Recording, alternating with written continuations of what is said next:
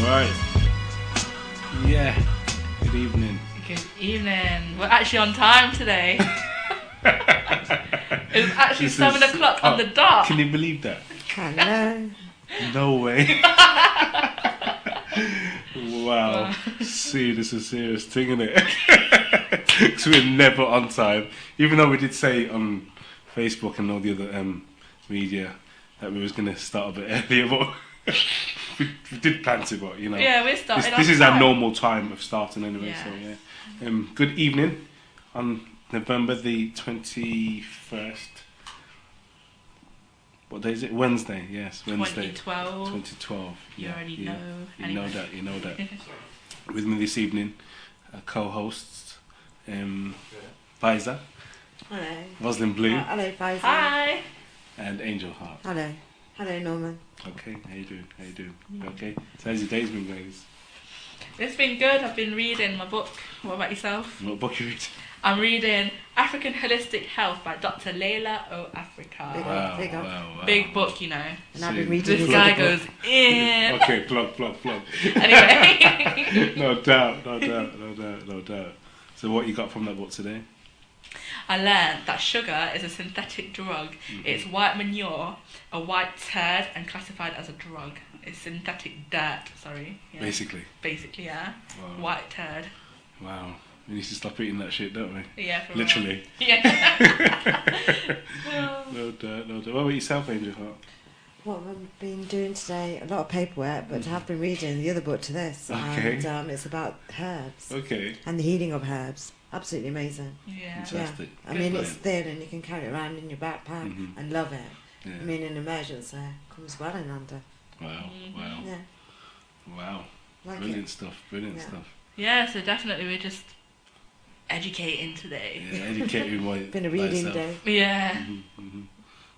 Yes, tonight on this Wednesday evening we have a special guest Yeah. all the way from Costa Rica. We're going cross Atlantic this evening, so we're on for a heavyweight show, aren't we, Faisal? Yeah, for real. We're doing some more educating today. Yeah, no doubt. The show Inner Vibe is about edutainment. Yeah, for real. We like to play our music here and there as well, in between. Do you know what I mean? So we'll probably play less music tonight because there'll be a lot of talk. So a lot of so get your notepads out, Yeah, and your seriously. pens, your pencils, get writing, activate the right brain. Yeah. You know, we do a lot of typing as well, don't we? By the Yeah. Laptops. laptops and PCs and stuff. And you know what I mean? It takes. I'm sure it must be doing something. You know what I mean? Negative to our makeup, one way or the other. You know? Yeah, I suppose that's why some are warriors and some aren't. Yeah. Okay. Some Facebook people warriors. do What, field keyboard work. warriors? Yeah, some people do field Yeah. work and some people do other kind of work. Yeah, for Or some real. people do both. Yeah, we do. We could be both in it. Yeah. But the thing we do is- quite a lot of it actually. Yeah, we do. But the thing is, we're keyboard warriors, but we can actually go and talk to them in person. Yeah, too. that's what it. Yeah, because it was a good show last night. Yeah, last night. And the Oh people yeah. sent us still. We yeah. had that event last night at the People Centre. It went really well. Some people went in. There was some heated discussions last night, you know. There was. Some people got schooled. No, but it's not about that, is it? I know, but it's still. No, but it is about us coming together and learning, for isn't real, it? definitely. No doubt. So, I mean, Yeah, each one, teach one, exactly. to each one, isn't it? Yeah, You know what I but mean? exactly. People went in because people do need to know what time it is. Yeah. Yeah. Some people don't want to know what time it is though. Unfortunately, but that was what yesterday was about, though. You know, all of us coming together and telling each other what time it is. Yeah. Sharing with each other. Yeah. Yeah. What Most time is it? definitely. 9:04. I mean 7:04. Yeah, 7:04 now. And that was our technical man. Yes, on time. So yeah, you know something. Without further ado, I think we should just go straight in to speak to Sevan and see what he's got to say. Yeah. You know what I'm saying? yeah, He's that's James cool. Evans Bomar, aka Sevan Bomar, author of The Code to the Matrix and founder of The Resistance 2010. And hopefully he'll be discussing topics such as ascension, activation, maybe even DMT, lucid dreaming, and much more. In his own words, Sevan says, "I bring a universal message as it applies to the universe." Okay. So we're in for quite a deep show this evening, ladies and gentlemen. So, I mean, fasten your seatbelts. Pull your socks up. Yep. Fix up, drink some alkaline water, get some alkaline food down your neck, and just kick back and chillax while we bring in Sevan. We'll play a tune actually, shall we? Whilst we get him in. Yeah, I need to go for a break. Can we do that? Yeah. Okay, we'll do that. We'll play a tune because someone wants to take a break, and then we'll come back and we'll get Sevan on the line. Yeah. Yeah. All right. Yeah. Please don't get this. You like it? Do you know what I mean? Okay. What? Who was Kevin, that? Mike. Are we putting in Yeah, someone? yeah. Who was that? Huh? Who was that? Oh, that was People Talk by Etana. Okay. Are you with us today? No, oh man, I was checking out the show, while you were, while I was on hold, and it's just awesome. You got the family in the studio. It's crunk up over there. For real, it's a good look. It's a good look. Offering our natural self, you get me? Oh dear, keeping it real, man. Keeping it real, no doubt. No doubt. Yeah. So yeah, we got Rosalind Blue up in here, Sevan. Hello, Sevan. I'm the one Good with day. with in the middle. Of course, he can see you. Okay, well, yeah, I did turn off the stream because I didn't want to have connection issues. We're broadcasting all across these folks' waters. Wow, for real. But man, it's just awesome. We could take advantage of all this technology and things and actually get the wholeness over to the UK. I know you're already repping it over there, so it's just definitely time for us to just increase more energy. I really like the tone of everything so far. Everyone was expanding over there already with their knowledge. So, that's very just enlightening to me. That's what I enjoy seeing the most, just the expansion. Mm-hmm. That's what it's all about, man. No doubt. And we also have Angel Hart up in there, Sevan. Welcome. Okay. Welcome. Yes. Okay. Angel Hart, you want to say? Yeah, welcome. What can I say? I want to know more, and let's have this. Let's go deep. Let's talk. Okay. We're going to be talking about I remember they said that. So I guess we could ask what the ladies would like to talk about, innit? What would they like to begin with? Unless of course, Sevan, you have something specific, because I know that you're well learned, you're well knowledgeable across many different areas. Do you know what I'm saying? So I don't know. I'm just interested to just hear what Sevan's got to say. So Sevan, in my opinion, you can start wherever you want to start. Because that resistance movement... I definitely want to say to everyone, by all means, chime in if you want to ask some questions, because of course the knowledge is really vast. and on top of that, it's just, lately I've been really, I haven't had quite a few shows, so I've been really delivering a large amount of information. And then the host be back there like, just... either, absorbing it all. And then sometimes be like, man, if we could really have sometimes the people to ask the right questions. Because remember, if all of the knowledge is ever available to you, if you were able to access something that said, whatever you need to know, just ask me the question, you would still have to have your list of questions. And even in my mind throughout my life, I always kept, I believe it got up to about 3 questions that I always kept with me. And if I ever ran into someone that to say they knew everything, I was going to start hammering them with those questions. And of course, one of those for me was what happens when we die. I carried that one with me since I was younger, because it always, was something that concerned me, since we were all going to end up going there. Yeah. And so these are the kind of things that I would really like also to get out today in the conversation, because sometimes, I can be in the innerverse or in complete inorganic outer space and totally miss where a person really needs to get their expansion. And of course, I just want to let everyone know I am solution based. Everything that I'm talking about, I definitely have solution for. I believe that the two are bundled together. But also, if you understand just the real energy and power, the solution always comes before the problem. So that means that it's already accessible. We just have to be able to grasp it. And so that's what we're here for today. We're solution based, and so we really want to start giving people everywhere the cure. Mm-hmm. Okay. That's right. Yeah. No doubt. For real. Yeah. So Sevan, start off. Okay. He's just like, okay, well, go. Where does he want to start? Well, I guess he's already started. Yeah, he has started, hasn't he? Yeah.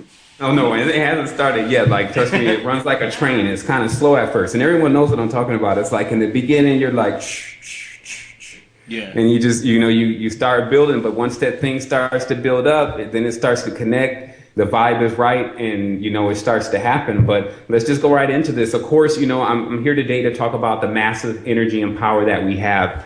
Of course, before I begin, I would like to say if we have any connection issues and things like that, we can go to a music break and work those out. Especially, I've been really working with better microphones, so we'll just try it like this. But if we do start hearing static or whatever, it generally can be fixed by making a few adjustments. So I just want to let everyone know that in the beginning, because some people be thinking, the connection is not working, and they're not going to let it happen. I'm not going to get the knowledge. They go into this, paranoia, but. So to begin this, I always have these disclaimers now. I think this is like, as a teacher, you have to have this responsibility that you need to take at times, and you need to give people disclaimers. And a couple of disclaimers are, one, we still understand out of all of what I explained today that Earth is a gift. Anytime we see it different than that, then we're in error.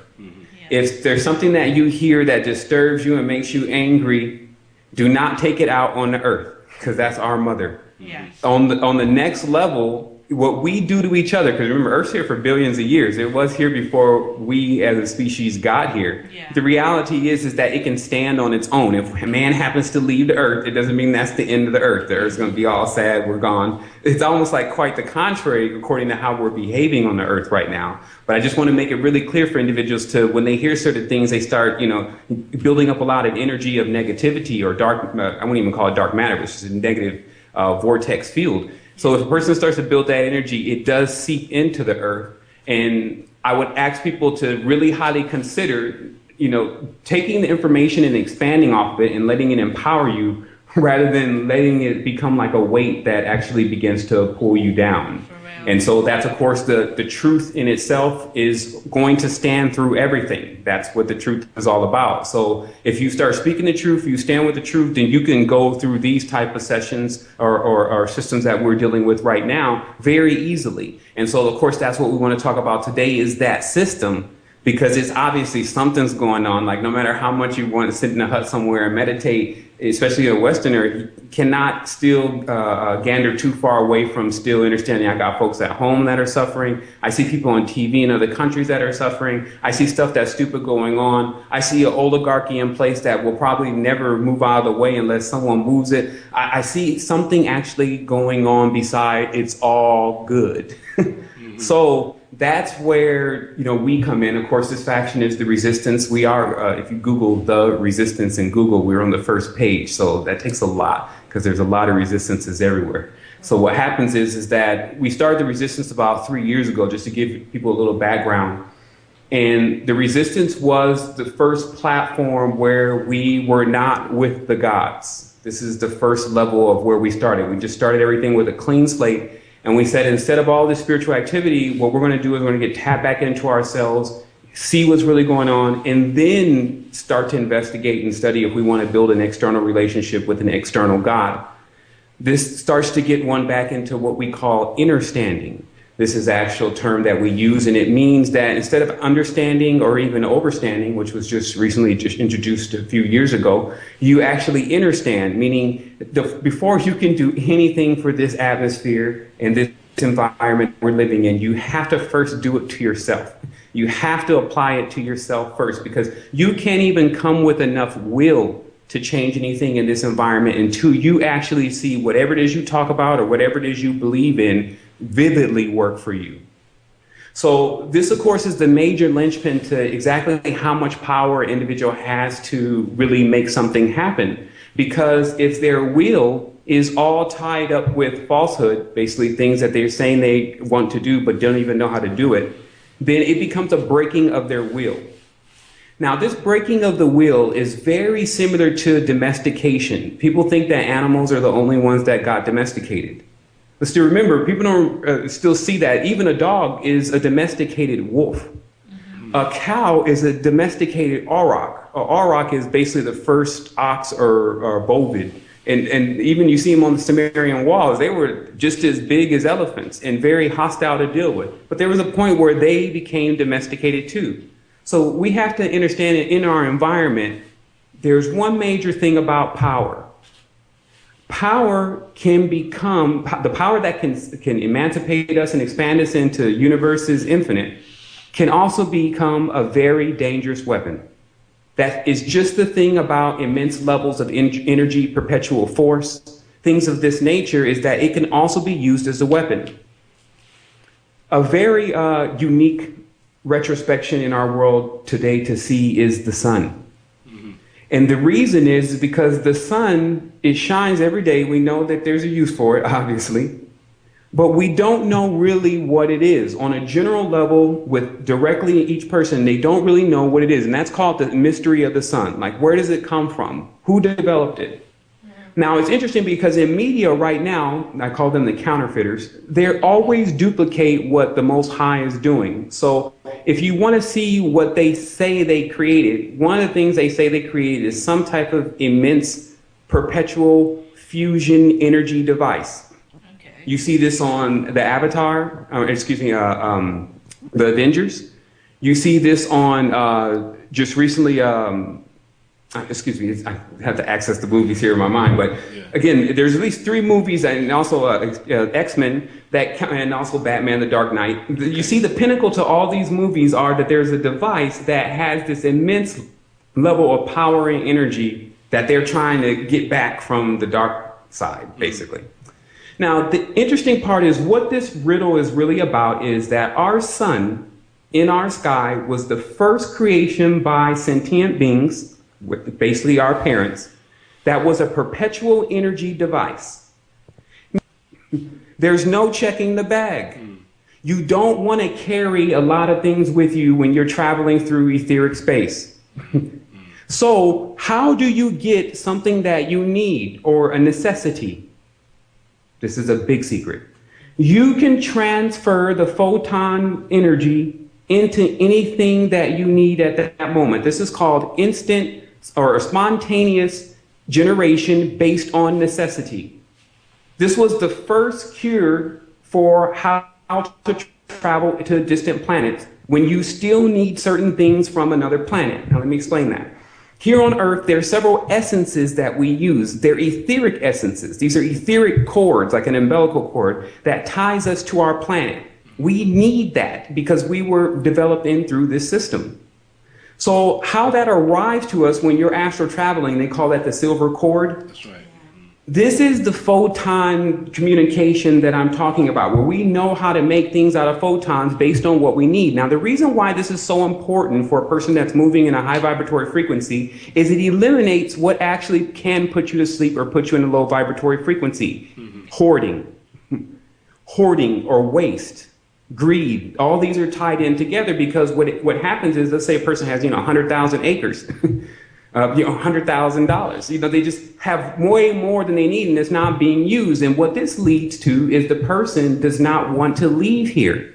On a subconscious level, why do you want to leave? You just made all this money and built up all this stuff, or you just fixed your face and fixed your booty, and now you're really here, right? And so, honestly, on the spiritual level, what happens is that, of course, everyone has to leave here at some point, but the key is you could leave here all the time and come back. This is of course, we'll get into that later on, which is astral travel, but on the reality, a person can't astral travel all the time because once they start feeling their spirit come out of their body, they joke. They joke real fast. And then they come back awake and they get scared. And they wonder if they were going to die.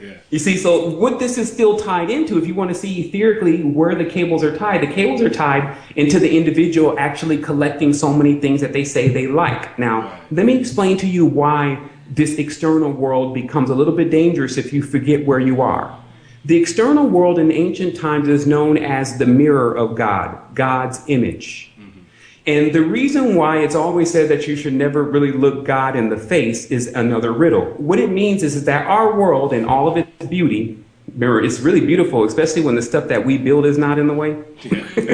So what happens is that if you look at that, you can actually fall into a trance, a narcissistic, because you're still, an image of God is still an image of you, by the way. God is self, all is self.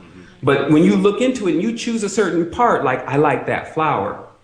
I like that tree. I like that iPhone. What happens is at that point, a great deal of your energy is then diverted into only one small part of the magnitude of who you are. Now we're starting to, this is what I call realm dynamics. This is basically seeing how this works, because there is, of course, an as above, so below nature to this long before Golden Dawn and OTO ever mentioned those words. There is a thing going on in heaven that is also taking place on earth. The thing is that all the things that take place on the spiritual plane occur here after a certain period of time. There's a time delay. And the reason that time delay exists is because of the multiple filters and layers that any type of action or information, we can call it, takes place that finally reaches into our realm. Now, this is also why some people can predict the future. And I have to actually back up for a moment here and actually get everyone first. And I'm sure if you want to take a break, you can.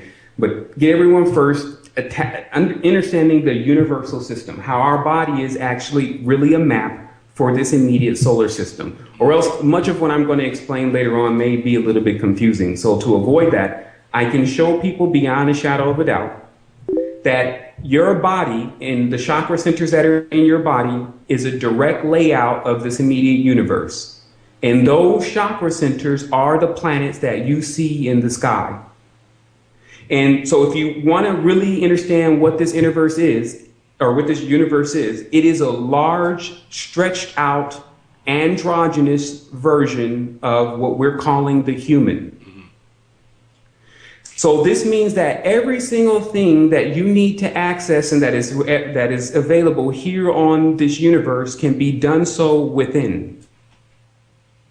So what happens is that you could see where the play would be then. They would make the play outside, meaning that they would design, they being the so-called controllers, would design in a reality where you spent so much time paying attention to everything else on the outside or looking for it outside, them telling you it's on Saturn, it's on Mars, it's with this god, it's with that god, it's with this animal, it's with this alien, it's with this, and you just continue to go look for something, but if it's inside, that means you'll never find it. So if you want to understand where the biggest secret is actually hidden, it's actually hidden within. Now, this is the secret to Kundalini. What Kundalini is a coiled up disc, also sometimes known as the snake. We need to chill out on the snake symbolism after David Icke just drilled it too much. But what happens is that, like, everyone's scared now, but that's what people like that are designed to do. But he was a catalyst. I definitely learned a lot and got off my ding. But the reality is it was a little excessive. So realistically, the zoomorphication of the symbol of the serpent always has to do with its coil. And just like you see on Tron, when everyone is basically being run by their disc, they have to have their disc, because your disc contains all your information of your entire biorhythm and everything that you connect to. So if your disc happens to be coiled up or unpacked in the base of your spine, then you do run around in a state of slumber or forgetfulness. Now, maybe jumping around a little bit here, but still just ride the wave. Now, notice this forgetfulness is connected directly to DNA, because DNA is a language. It is a code that is broken. I actually remember in the Old Testament, some of the malevolent God actually said, let us confuse man. Let us confuse their language. Now, the language is very important, because if you confuse the language, then everyone's lost, especially if that language is the DNA. So I want to tell people now the reason why you don't understand that you're actually the Most High is because 94% of what allows you to do that is broken. And because of that, because what happens is when you start activating DNA, because remember, it's not going to all activate at one time. It starts to activate, and many people are activating now. But what happens is as you start opening up more strains of your DNA and they begin to repair themselves, you actually are able to tap into the vibrations and the frequencies that those DNA actually correspond to. This gives you another level of sentience. If people want to understand what is the next level for humanity, someone asked me that question last night, it's that you will have control over one more dimension. So people don't know how that plays out in the physical reality. They think they're going to fly. No, you're not going to be flying around here. But what you will be able to do is in your dream, go and meet up with people just like you do here in the physical world, but it'll be much faster. It'll be really where if I say, hey, did you see me last night? And he said, yeah, I saw you. You gave me this. It'll be, is that clear? Because that means one more dimension. That's fourth dimension. Like people need to understand how to translate what the ancient scriptures and things are saying. Most of the people that can do this is the ones that basically have already have experienced this stuff before, by the way. So what happens is that your next spatial is to be able to fully control your dream. Now, you're dealing in a reality, of course, and I'm going to start taking some questions here. We're dealing in a reality, of course, where from every angle, and this is why they call them angels, something is attempting to thwart you from accomplishing that. Now, it's very simple. If you want to understand the hierarchy of beings that are in the other dimension, they all function like pyramids themselves. There's a leader on the top, and then they spray out from the bottom. So what happens is that for each hour in the day, if you understand the occult works, there's an angel, and he has a whole league of entities with him. So all they have to do is watch for 1 Earth hour before they get the next 23 Earth hours off. And this is why 90% of the world, as it appears, 85 to 90% of the world, is still in a state of that they've been, no matter how smart or how intelligent they are, thwarted one way or another from accomplishing the big thing, not for everyone else, but themselves. Now, let me explain to you why that's important. Because this energy of activation is catchy. All you have to do is activate and then touch, like Shakti, the individuals that are around, and they activate. I've had this happen in the room with me and another individual. And I'll tell you the truth, this other individual was not eating goji berries and quinoa and all of that. So this is what made me an optimist.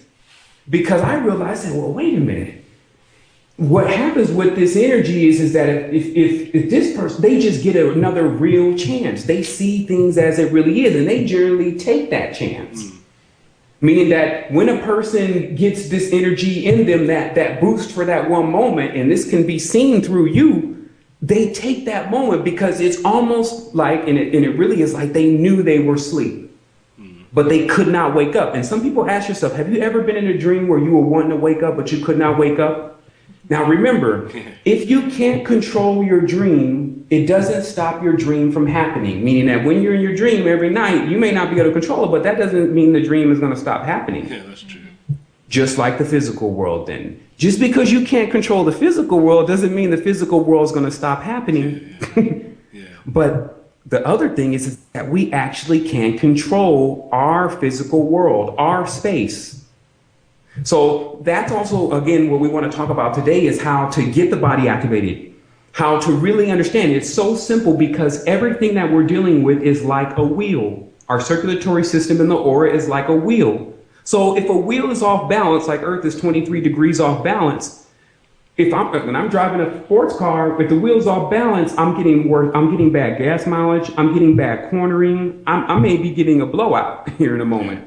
So, but what do I do to balance out that wheel? I take it to the guy, and all he does is put a couple pieces of lead on the area that's not balanced, and boom, the tire is back in balance again. That is the knowledge for our body known as bioenergetics. Write that down, bioenergetics.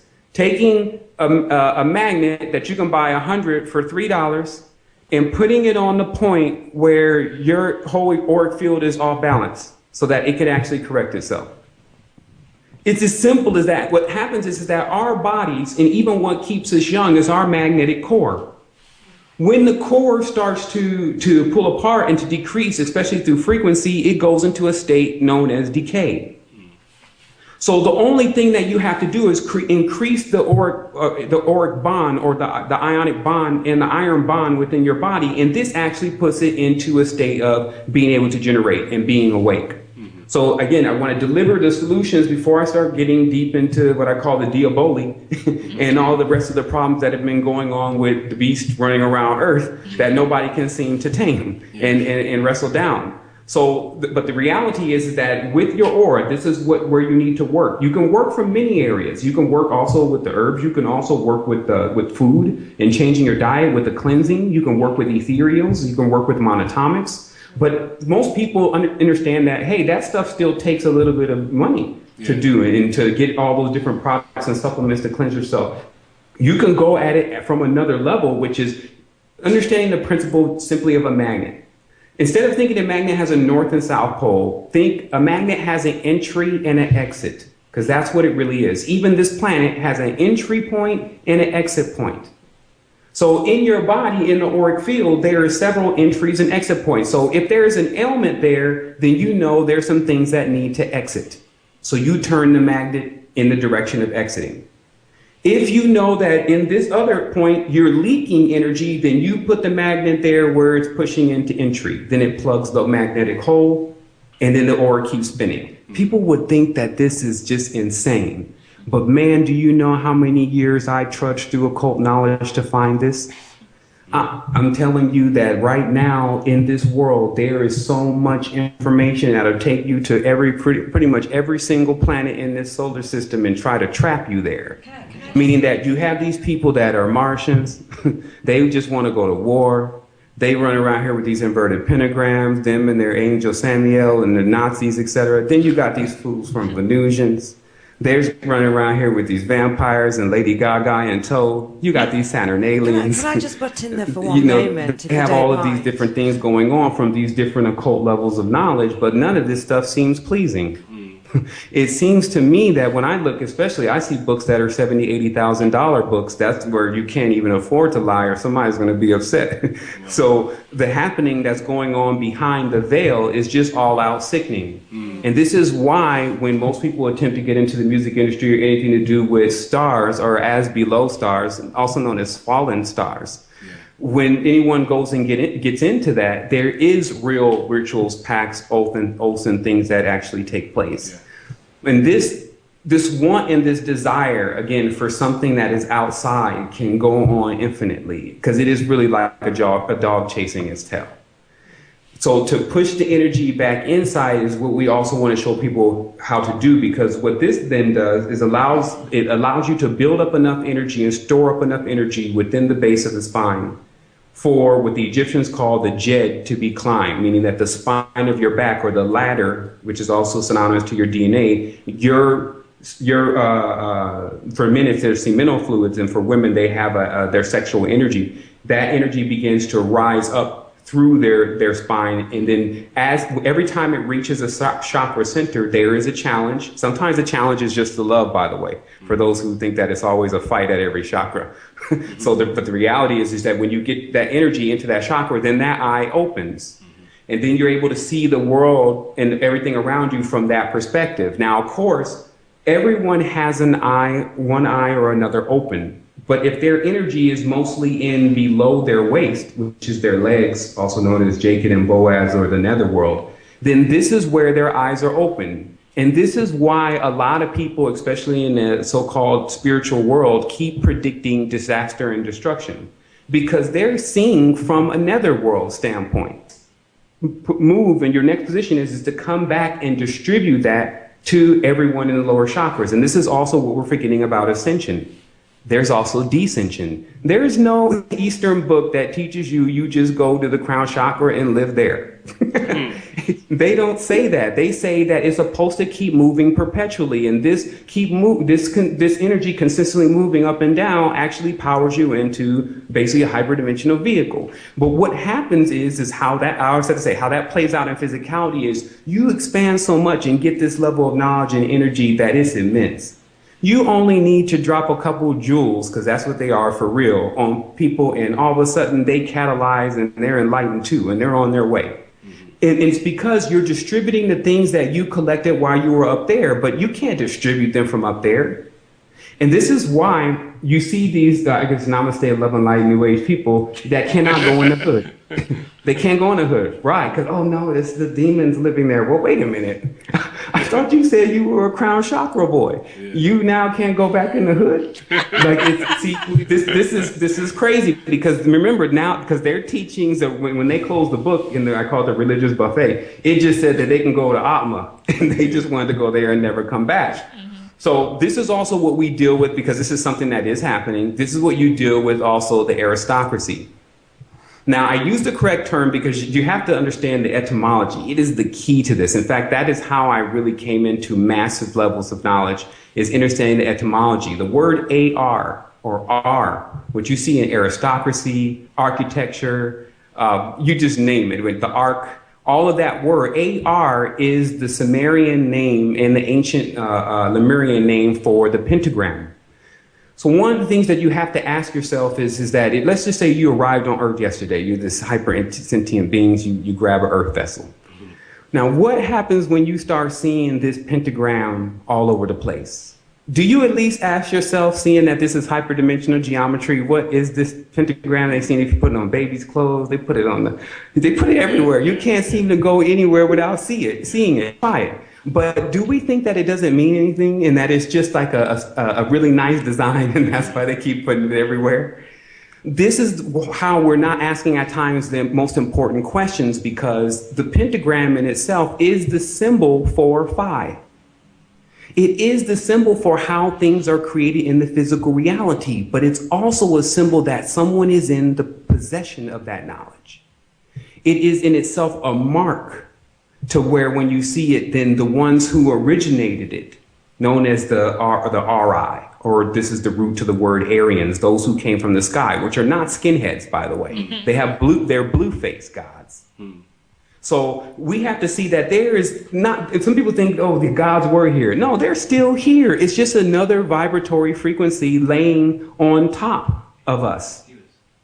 The real status of where humanity is because of the frequency of Earth is they're more like they proclaim they want to be in that book that they keep reading, which is God's footstool, not beyond.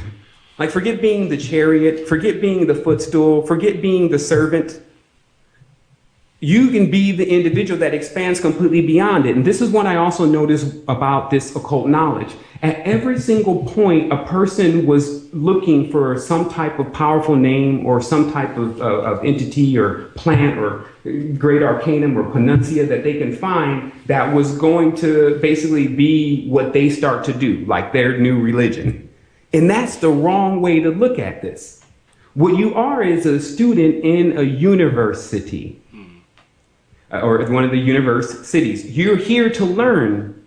So when someone puts a body of knowledge before you, which generally is sealed by a particular, let's say it's a pentagram or a hexagram, when someone puts a body of knowledge before you, you study that knowledge, master that knowledge, and then close that tree or book and get ready to pick up another one. You never get stuck in one of these spiritual teachings or dogmas or systems and imagine that that's it.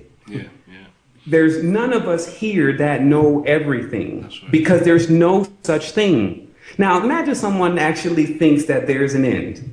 We need to get rid of him fast. But guess what? We can't, because there's no end. This is the silly jokes that the universe loves to play. We can't even fathom the unbegotten, meaning you weren't actually born, and you won't actually ever die. Huh? But do you see how that counts? But I like that, though, because that means there's something I don't know. Great. But what if on the dimension you're on, their God says, I am the Alpha and the Omega, the beginning and the end. Mm. Wait a minute. If there's no beginning or end, so who are you really? You must be an illusion. You must be me entertaining myself. Okay, keep going. I'm laughing. What else are you talking about? Well, I'm not the author of confusion. But let us go down in confusion. Yeah. So this is the type of redundant systems that we get in the reality. But here's the real teachers. The real teachers were the trees. Just like in your family line, if you go to your grandmother, then you go to her grandmother, then you go to her grandmother, eventually you'll get back to one village of people. You will. It's mathematics. Mm-hmm. This is what people never think about. So there is a high level of notion that there were some original beings here. Yeah. It's within the mathematics. So what happens is that now move from yourself for a moment, since everyone's trying to figure out, so am I really an alien?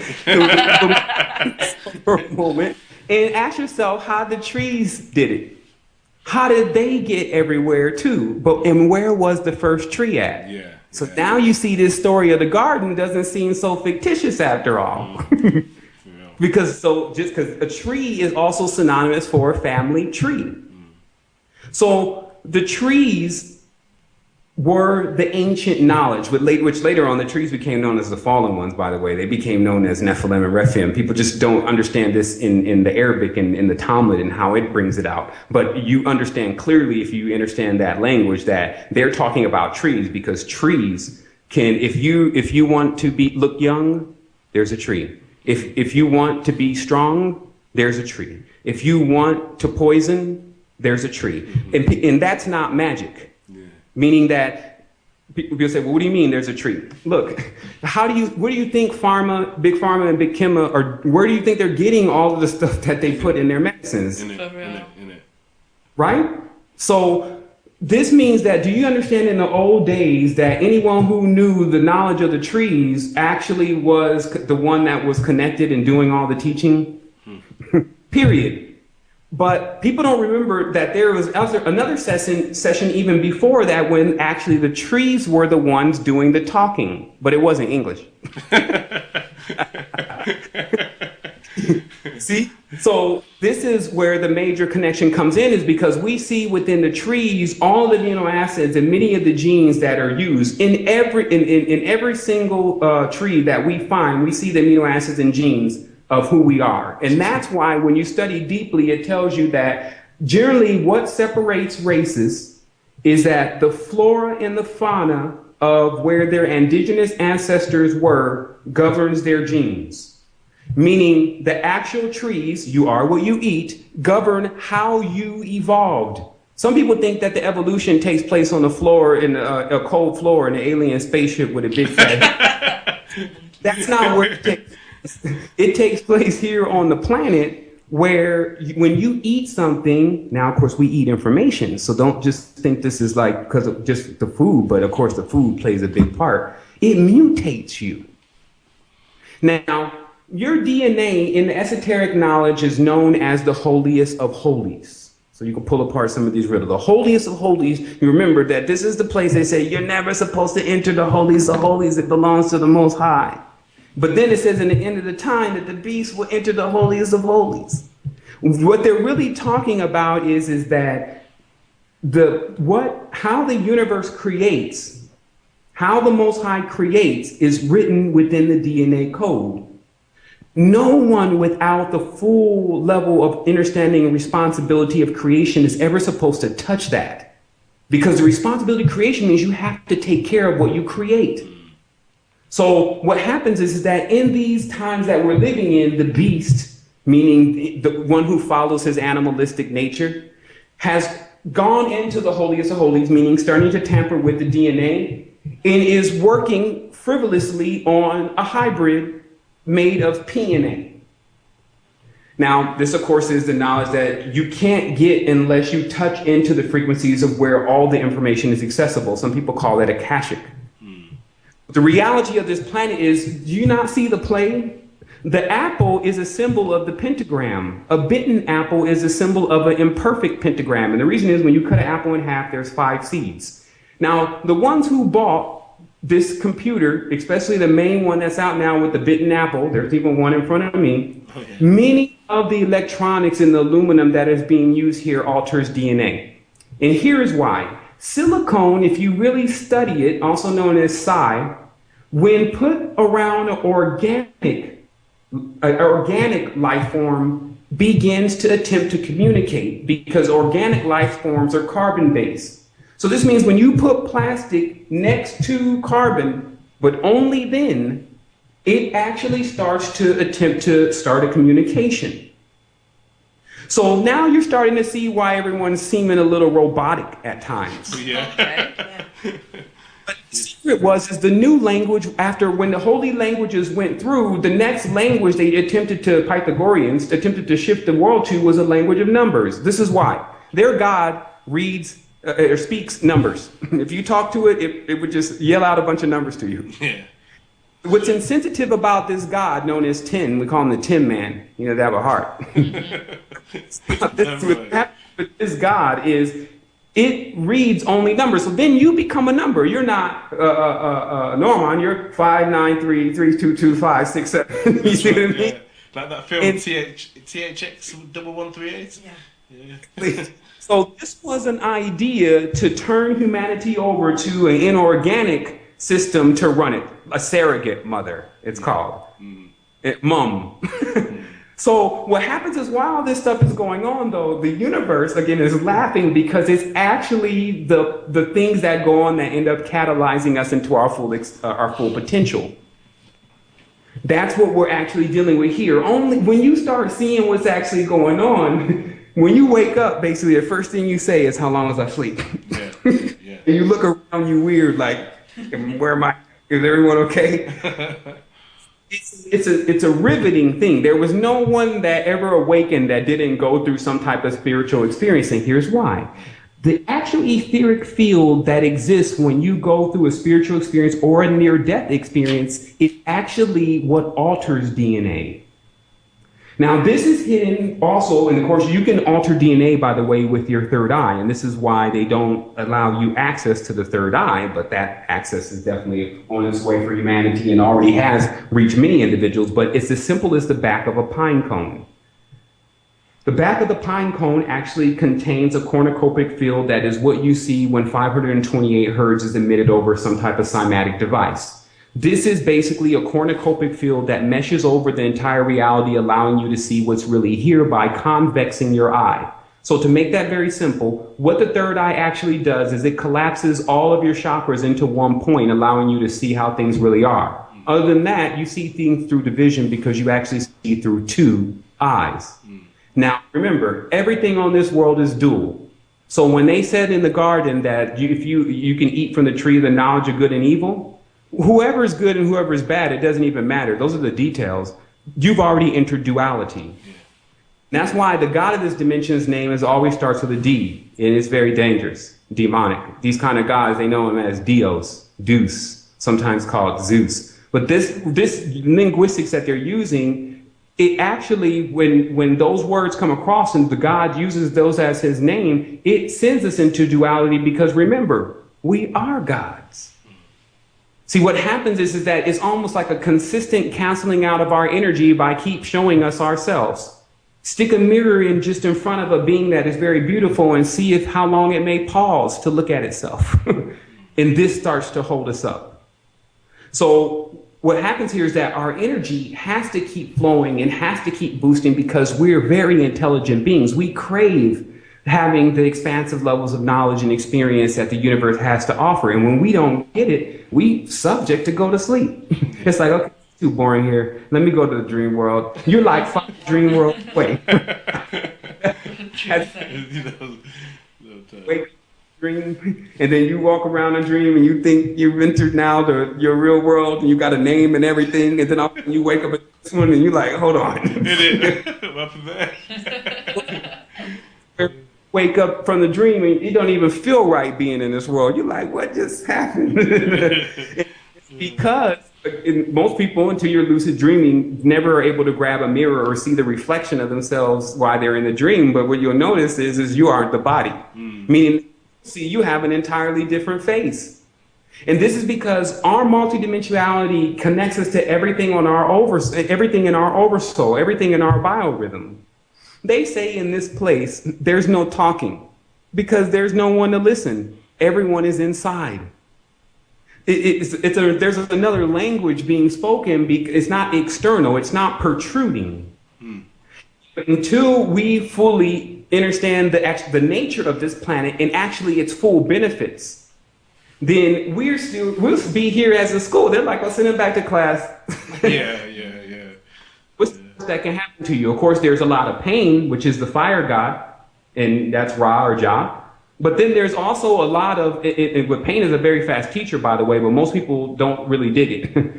But reality is that there is a mother and a father like force that is here that continues to dish out the lessons, but is used to dealing with children that need to coil themselves. Or as you see with a tree, it keeps having more and more rings the older it gets, right? So this is like you all bezeled out with like 5 or 6 rings of different lifetime experiences of how you blew it with Earth. Right?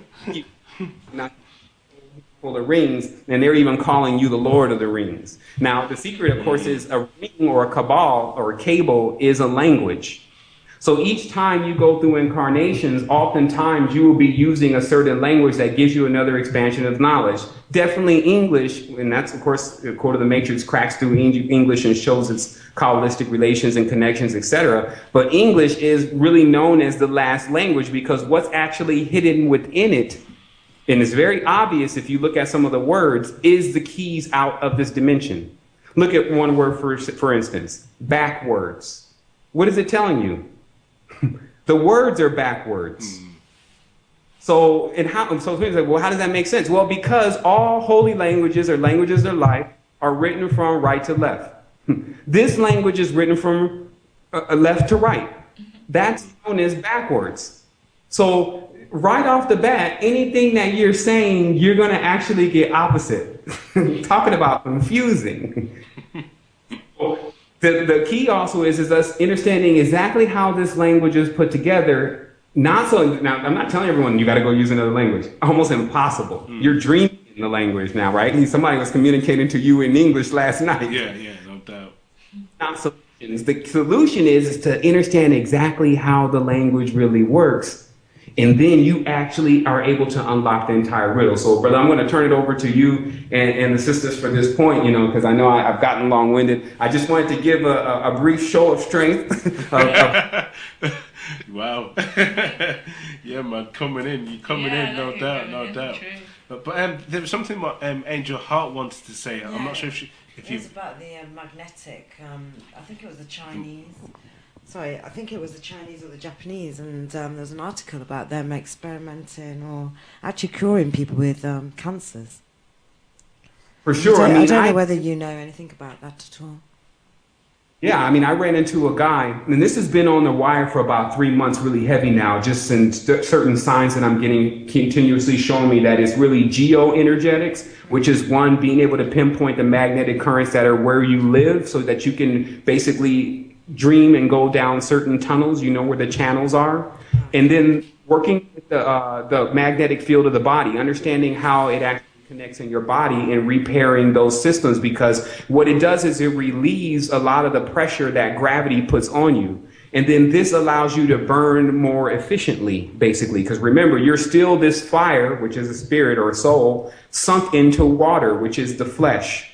And then the product of everything that you do is the steam of things. And so that symbol is what's the Megan star or the Star of David. Like even during this conversation, I've gotten into talking about the pentagram, and I've gotten into a little bit of talking about the hexagram. But remember, these are not symbols that the Illuminati created, even though they would love to tell you that. Remember, they're counterfeiters. Want to take everything and say it's theirs. And here's why, because people say, no, he's trying to lead us into, it's in nature, silly. The hexagram is found in light, and it's also found in water crystals. So before these folks ever plagiarized it from nature, it was already there.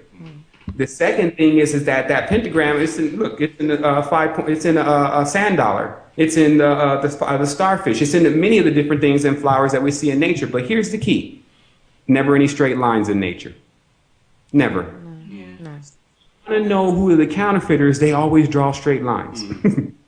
All the time when they draw the symbol is straight. The symbol's not like that in nature. It's perfect in nature, but it's not straight. So this is and I think for people to really understand just that knowledge right there, that this curvature organic nature, what is called the whole, generally now written as a zero, but in ancient times, never to be written because it was never to be brought into this world. It was impossible to bring nothing into this world. It canceled itself out, so that you never wrote nothing. So to understand how this mathematics and these numbers and this language starts to play games in our mind is things like the zero. The zero was not a concept in any of the ancient writings or ancient teachings. It was something that was the highest and the most sacred because it means through the portal. And they know that everything through the portal is vast, basically, and limitless. Now, also understand that our place here in 3D and how we're going to make this a better reality is many are to become inventors. With the high level of information and knowledge that they receive, it's going to be very easy for them to put things together that they find in their environment and invent something new. The reason is that the human, the real mystery is the human is actually the gate. That's why we're configured in phi, and the pentagram is also used as a gate. What we bring out is things from the entire, basically the inner space, astral space, whatever you want to call it. We, just like when you make a song that's never been heard here on this planet before, and you bring it here, where did it come from? Inner space. Okay, what else is there? It's limitless. Your only job is to unpack it. So this is where the shipments, as people are expecting these spaceships and these aliens, that's, you know, they read the thing wrong. And the shams, when they come, they bring the knowledge of who you are. And then unpack that cargo, then you actually begin to birth. Now, I think that there's a lot of teachers and knowledge out here. I tell people, take a look at Jordan Maxwell's work again and really understand how he talks about the pacts, the oaths, the rituals, the bindings. At times, a non-otherwise beautiful star can get held back and tethered to some ugly things that we don't even see most of the time. Meaning that there are people with beautiful potential that end up getting in alliance and allegiance with things that they definitely didn't read the fine print. Meaning that every relationship that we seek to establish and make, especially on a spiritual level, we need to check all of the affiliations with the ancient energies. That's right. There are many of the tones and the vibrations that were always known as being netherworld tones. And let me explain why. In Egypt, or Lower Egypt, which is where the big pyramids are. Some people think that's Upper Egypt, but where the big pyramids are, that's Lower Egypt. That corresponds to the netherworld. This is actually the lower part of your legs too, by the way. Now, the only trip you would ever make to the netherworld, because you have to, the netherworld, to Egypt, because you have to remember, most people were so close back then. They actually didn't want to live anymore either. And they wanted to go where they went. And so when the knowledge became scarce on the planet about what happens when you die and where is my loved one, everyone still knew you can go to Egypt and find that out. There's some strange priests out there. And they're like, oh, remember, please come back. You know, something like that. It was always headed to Lower Egypt. But the reality is that what was really going on in Egypt was the knowledge of the processing of how souls come in and out of existence. And how they began to come in and out of existence. Were the first clay bodies, for better lack of words, or bodies made of congealed clay or adamu, were infused with spirits that were birthed on the astral plane. That kind of stuff. Things that people, is this your work? Basically, is this your job field? There's special people that do that. And that's why the Nagus or the Naga were the ones that oversaw everything that went on in the netherworld. There was a whole different kind of being even there because it took a special kind of person. And that's why they tell you the Draco's job was to end up transmuting a lot of the dark energies. And it's because the serpent, who's known as Set, was in the netherworld, and the heat from this being, also known as hell, would purge a lot of the impurities off of souls before they went and prepared them to go through their next incarnation, okay? Now, the interesting part. There became a time where people started to worship death. You'll find it everywhere, especially in the Native American cultures. It was brought to them at a certain point where death worship started to come into play. Now, death worship is definitely the worst thing to mistranslate, because if you get it wrong, you don't have any more times. But the reality is that when people started to tap in more into this knowledge of the netherworld and what was going on there, they opened up a portal that spews out netherworld kind of energy into a reality that doesn't even carry that kind of frequency. Meaning spewing death out into a reality that shows itself to be abundant and fertile with life. This is how you know Earth is not a death planet. It's all, look at the trees. They're always springing out and always flying around, mating with each other, etc. So it shows you by whole, this is abundant planet. So never let anyone trick you to worship the darkness and death. But listen to this. Notice how in the Egyptian mysticism, what is really shown is that they had come into contact with, if you see it in the Bible, this is the only place it's recorded, that there's an individual who starts to utilize the knowledge of the Egyptians, they call him Moses, and then he takes a group of people that were none otherwise banished from that area, and they have to flee and leave out of there, but they take with them an ark. Now, an ark is a covenant, just like it's called the Ark of the Covenant. A covenant is agreement made between those individuals and some kind of star. That's generally what we call now an extraterrestrial. So I just have to, again, get into the details of where a lot of this negative energy is coming from, because they took with them Seth, or the nighttime demonic god. Now, the reason why that this becomes important is because what Seth instructed them to do, because this knowledge is in the ancient books, was to spread the netherworld out across the world. I'm going to explain to you why it appears that everyone seems to be asleep and not awake to the obvious. How they do this is if you notice in bioenergetics that through the Earth's ley lines that there are certain points on Earth that are the energy centers. Everyone pretty much knows this now. Now, there's other devices known as obelisks. To get the greatest idea of an obelisk, you only need to look within the name Cleopatra's Needle. An obelisk is a needle that allows them to puncture an acupressure point of Earth and channel the energy into another direction. Now, of course, I have all the documentation and the pictures to prove this, and I actually was able to source that link if anyone wants to take a look at it. You there, Norm. But the thing is that what happens with this netherworld energy, or why everyone appears to be asleep and into this lower vibrational frequency, is that what this entity was known to do was to command that certain things that were in the netherworld area, Egypt, lesser Egypt, to spread them out across the world into the nations that had come under the sway of this darkness and death energy. Now remember, darkness and death is basically war. So all the nations that refuse to not find any other solutions, even though the solutions are obvious at this point, but still want to do the death and the killing, are under the influence of that same energy, covenant. So what happens with this is that you'll notice, and I got all the documentation, that all around the world are planted these obelisks right in configurations of what is called the Temple of Solomon. Now, to really easily understand the Temple of Solomon, there was an endeavor to take the actual geometric correspondence to our bodies and to build one. Our bodies is known as the temple. They wanted to build an external temple, but lay it over the top of ley lines. So basically, it would bring this external structure alive to a certain degree. It would make a portal.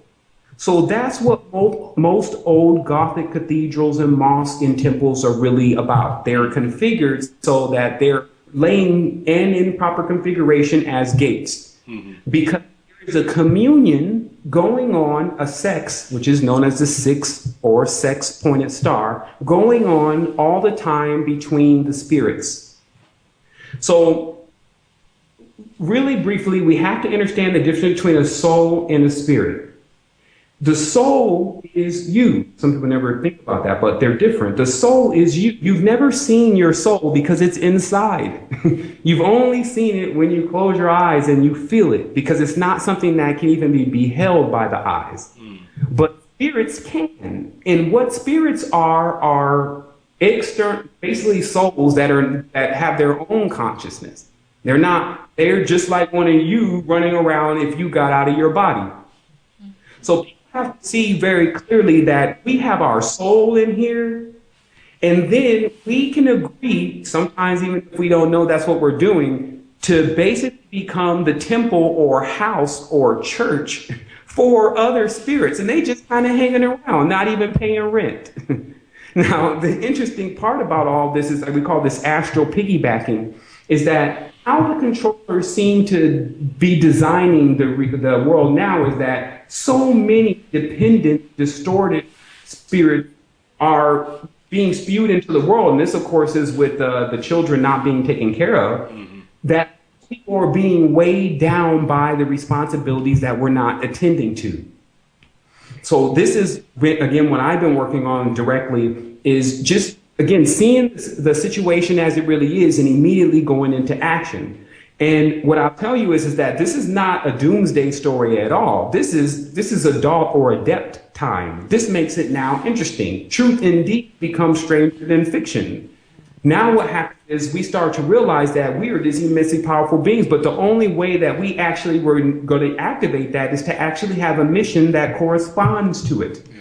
Yeah. That's how this energy works. They don't just want you to have it so you can fly around your living room. It's about that. And how you see that on the physical levels, if you actually go and say that, well, I'm going to go out and I'm going to jog for 30 minutes today. You start getting tired around 25 or 20 minutes. But if you go out and jog for an hour, your body would have probably went to like 30, 35 minutes before it got tired. So what I'm showing everyone is that when we imagine something, we have to shoot far with that. Because to get to it fully of what you said is going to take a lot of effort. But if you make a huge prospect of what you want to do, and then even hit in between in your straight, that's how you have to start what I call tricking the body. You have to see that you're in a vehicle with a mind, a body, and a soul. And if you can really lock on to your mind, body, and soul, which I call the triangulation, you can figure out exactly where you're at. And this is the keys. Like I think that let's take some questions if anyone has any more questions. Yeah, 'cause I think a lot of people would like to know, how could they get to that point? How can they get to that point of ascension, if you like? Okay, well, yeah, let's talk about the activation process. Let's just go from it. Let's just attack it really briefly from the mind, body, and soul. Now, generally, the brute force nature of us is our body. I'll start there. Even when I had thought I achieved such a high level of knowledge, I was speaking to a doctor who was a naturopathic doctor, and he said, man, he's 20 years in this. He said, man, I've got 20 years in this, man. I'm talking about when them folks were still in Mount Shasta talking about the aliens. You have no idea what you're talking about. Let me help you by cleaning your body, and then I'll hear what you say after that. I think we're having some technical difficulties. Sevan, you're breaking up. I'm not sure if it's from our end or your end. Okay, well, why don't we just go take a music break and then we'll reset the line. It's fixed now. Yeah, is that better? Yeah, that's better. Yeah, okay. Now keep going, man. Keep going, yeah. Come on, keep going. We can probably reset the lines because I know once it starts that little bit of, we'll just let it go, and then if it does it again, we'll reset the lines. But I noticed that after about 1 hour, then it starts, and then you reset the lines, and then it's good again. Okay. We'll go to a music break, then we'll go into it. Okay. Yeah. Well, what I'll have to do, Sevan, is cut you off, okay? Because our technology here doesn't appear to be as good as yours, what you've got there. So we'll sign out and we'll come back after the break. I just have to sign out of Skype completely, and then when we come back, I'll sign back in and we'll call again, yeah? Okay, yeah, I'll do the same thing. Okay then, bro. Well, cheers. Nice one. Wow. So yeah, yes. that's some good show, man. Good. Deep knowledge. No doubt. I mean, if you guys want to call in, you can do on Skype a bit later on. Yeah.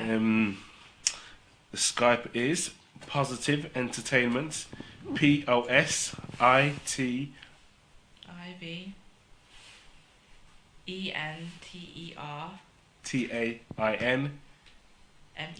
Yeah, that's the one. So basically, it's Positive Entertainment, but drop one of the E's. Yeah, drop one of the E's. In between. The middle E, isn't it? Yeah. The middle one. Yeah, man. So we're gonna play a tune. Median, the sender, maybe? Yeah. Shall we? Yeah, let's go for it. That was Lord Help Me. Kev Brown. By Kev Brown. Which Lord? Lord help me. But yeah, so on the show tonight we've got Sevan from the Resistance. We're going to Skype him back in. Me and Angel Hearts were just discussing with Ski Dan, and we want to ask him a few questions. I mean, a lot of viewers, you probably if you don't know, Sevan's part of the Resistance, official Resistance. The website's online if you Google it. We'll ask him to talk about that a bit more now, so let's... And if there's any questions that you guys want to ask, put them in. Yeah, no doubt. Yeah, we're getting Sevan back in. And yeah, we'll start asking some more questions. I mean, he's got some real deep knowledge out there, hasn't he? Yeah, especially about the sun and some interesting absolutely. knowledge, some deep knowledge. I think we're calling him. Okay, I was just catching the tunes. Greetings, yeah, Sevan. man. This is how we do it, man. Do you know what I'm saying? We'd No love to doubt, have a show just full of let that music. thing run. No, probably not. Actually. So anyway, Sevan. Before we go into it, me and Angel Hart were just discussing, and we'd actually like you to tell us a bit more about the resistance and how it started, if you don't mind. Oh yeah, for sure. Well, to take it from the top, I mean, it's really the resistance started after the book, The Code of the Matrix. And how it happened for me is I was staying in Atlanta, and I was doing really well for myself, and I had pretty much hit the pinnacle again. As far as everything was straight, I had everything I pretty much could need, very good friends, and this would put me into a point where I was at a void, where I would start to see that, yeah, you know, even though everything they said that you could have in life or that you would want, you could have access to, but still it's not going to answer the major question. And even worse than that, now you're starting to see that many of these stars or actors or people who you thought would, you know, maybe have some insight on something massive don't have it either. So this was very discouraging for me. And in that point, I went through an awakening. I believe that was about 2001, something of that nature, right after 9/11, about 2 years after 9/11. So what happened then is that I was encouraged to reverse my energy. And I was instructed on how I could do that simply by what I know now as my oversoul, which was that if I just didn't wait for me to lose everything again or lose everything that was important, but instead, or important to me then, but instead gave it away and went to find another part of myself, then I would escape this cycle that I was in, which was I was about to lose everything again. I could see somehow into the future a little bit by looking up into the corner of the wall. I had went through this like 5-minute deja vu where I realized I was in this circle of going really high and then falling, and then going really high and then falling. And so I decided to reverse that. And that brought me to Costa Rica. Like I started accumulating a large amount of spiritual energy around this time. Like I went through a very extreme awakening within my body and within my mind, my soul, etc. And I was being led to people as I went down this path, different individuals that were masters in different areas, if you want to give them that term. But what happened with me the most, my particular skill was with words, that I could really, really pull apart and find the true meaning to certain words. And my brain was around the clock just ciphering words and showing me the real meaning of them and connecting and what could that really mean. And then starting to put our entire history together through our language, because that's actually what languages are. They're our entire history. If I wanted to explain our entire history to you, I could do it in English. I just would need to know how to arrange the words of what to say to you, basically. Okay. So you can eventually unravel the entire history of what's going on if you grab any functioning language and then know what that language means on an esoteric level. So what this created was the code to the matrix. It was more like a crystal skull in my brain, as far as, you know, how the guy was acting about the crystal skull and it kept bothering him. He had to put it back. With me, it was that I had to bring this knowledge and put it on some paper and get it to other people so that they can start working on the code themselves and continuously expanding. I think a great deal of my activation, especially with the DNA, came from me unraveling language and how that was affecting me in my mind. It was like every moment there was like an aha moment. So that continuous kind of energy, though, is what starts to move the DNA string and give it the essence that's needed for it to repair those broken sectors. So what ended up happening was after I put this book together, which only took me a month, it was 230 pages, it's highly illustrated, 400 pages. I put the book together and I put it online and for free, because of course my motivation was never the money. In fact, I got out of the money. That was the funny thing, is how my whole thing began, and that's why the resistance is free and all the stuff that we provide there is free, is I was getting out of the money. And that's what I always tell people today, if it's about me and my money, I would have just stayed where I was before. I was straight as far as that level, but I wasn't straight on the spiritual level, and I, since a child, have known that was more valuable. That's how it was instilled to me. It's a natural thing. It's not even, sometimes either you have it or you don't. It's in your core. So, but also we can learn how to give people that spiritual core, by the way, or transfer that essence to them to where they see how deep spirituality really is and how that nourishes us on totally different levels. Yeah. And so what happened is that after that I wrote this book. And then the book went crazy on the internet. Like even now it's got over, I believe, 2-3 million impressions. But people were like, okay, this is like not something that anyone's talking about. This book was really truly inspired. It's very poetic and it's very dualistic, though. I always tell people it was me 4 years ago, before I really was thinking all this self. Like anything that seemed like the problem, I was attacking. And I was pulling apart and, breaking down the name and looking at the origins of history, etc. But it's a perfect beginning point, especially for any rogue in the society that is actually finding themselves in conflict with just about everything. And so what happened is after I wrote that book, there were so many people asking for, well, what else do you have to say? Then I started this site called thewords.ning.com, which is actually still one of our websites.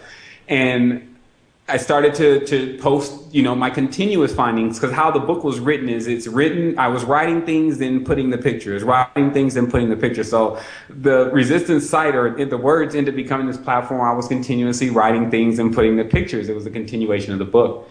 Then things started really picking up when I started appearing on our first radio shows and just, going at it with people from the essence of what I knew to be true. And look, we need to all look at this. And I was definitely, in my mind, the whole world was going to end up ascending within 2 months. So you can imagine how much energy I was kicking off most of the time. Mm-hmm. So what happened is that I started expanding, of course, because of that. And many people started coming into the information. We even came into some scandals, which served to boost things even more.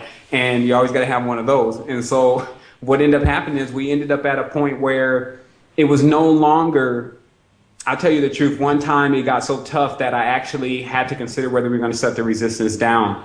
And just ironically, that day, a good close friend of mine was out and he wrote the Resistance up in Miami on the wall. They let him spray it on. And he took so many hours all night doing that, man. I realized at that moment the Resistance was bigger than me. And the show must go on. And it seems like that was our only low point. And ever since then, we've been going up. We have now 6,000 members. Of course, what makes the Resistance such a massive site is not just me there with the information and helping people siphon through the information and bringing out the cream of it. Because, of course, you can really go to sleep on a 600-page book and only pull like 2 or 3 good things out of it and forget those by the time you fall asleep. But the reality is, we started to put everything that was accessible. Like we have a library that's free. It has over 2,600 and something books. The top stuff though, not just, anything that's out there for free, but the best stuff.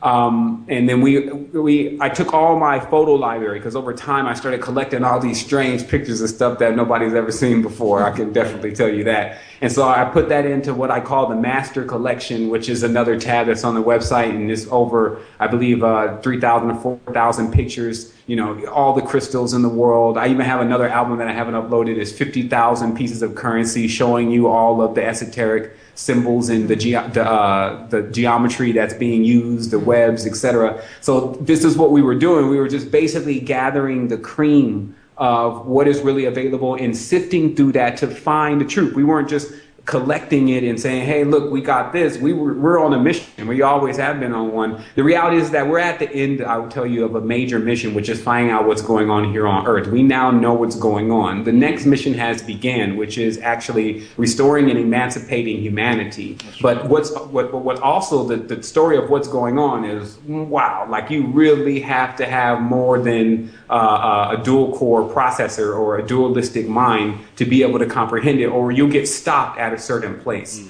And this, of course, is how we were trained in this reality and in this system, that when we see something that is not pleasing to us, that's the moment we make it stop. We don't go forward.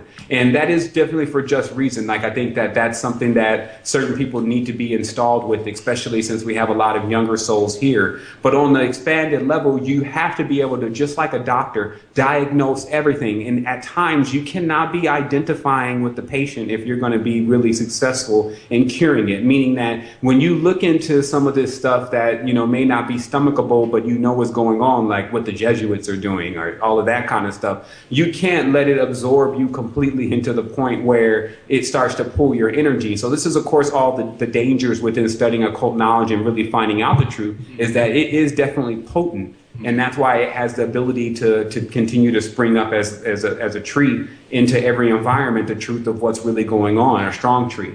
And so I see that.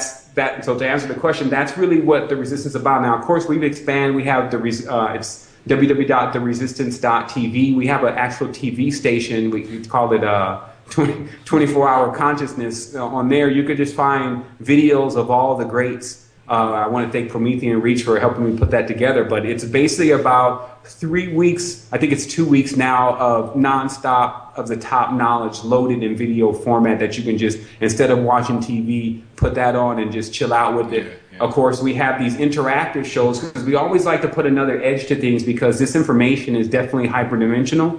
So it's very difficult to even do this on radio. Like last night, man, I really disliked my show last night a little bit because I actually spoke for 8 hours yesterday. Wow. But unfortunately, the one that I did for 3 hours before, or actually 5 hours before the 3-hour show, was interactive, which again is that link that I just sent you, and we're actually even upgrading to another level of doing the interactive shows. It's just going to be awesome. You'll get everything on the screen right then, no source pictures, no waiting later on for us to get it up. It'll be right there. But what happened is that I got so used to speaking from being able to show people the images. When I transferred over to the show where there was no images to show, I was like, but I'm talking about right here. But y'all don't see that. Oops. Okay, well, wait a minute. So I was all over the place. But realistically, once it gets to a certain level, you're going to have to show these folks, because some people are going to be like, man, I don't really believe that that's true. But then when you show it to them right in the same setting of whatever you're speaking about, and you show the individuals involved, you show them shaking hands,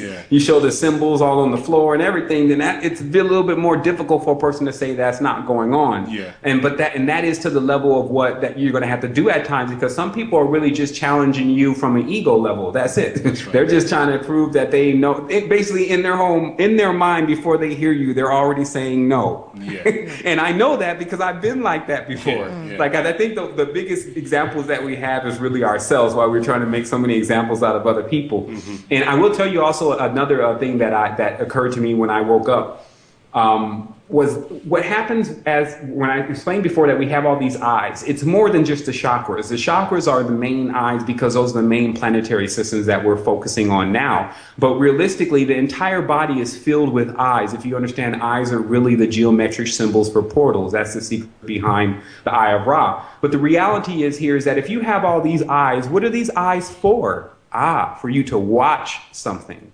Okay, so what happens if something jumps up in front of you and it starts to try to entertain you? You open one eye and you start watching it. And then something else comes up and it wants to entertain you too. Maybe one of those Indian girls dancing with the Sri Yantra and all that. Then you look at one of them. And then what happens if the infinite amount of entities start coming in front of you attempting to entertain you?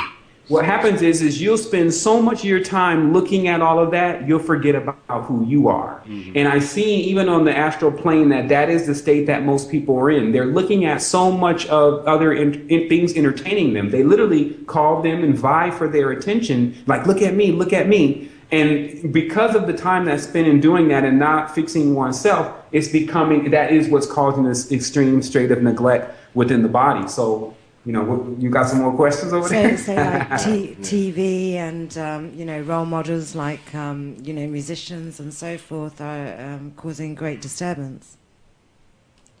Singing about not the truth and totally the opposite, like bad jinns let loose. And shoving their bits out. Yeah, showing their bits out and all the rest of it, part of the programming. And, America, I mean, you've got a bit of a job on your hands, haven't you? Well, yeah, only because what kind of a mess is America in, at the moment? Well, I think, again, when we talk about America, we have to remember that, the records do show that there was a group of very intelligent Nazis that went into the United States a long time ago. And I think people need to figure out, what are they doing now? I think we just blew over that whole thing like, okay, now we got Project Paperclip and we know that it was connected with them, and it's the premium or first standard oil, and then it connects to Bush and all this. And then after we kind of like got our James Bond fix off of it, we were done with it.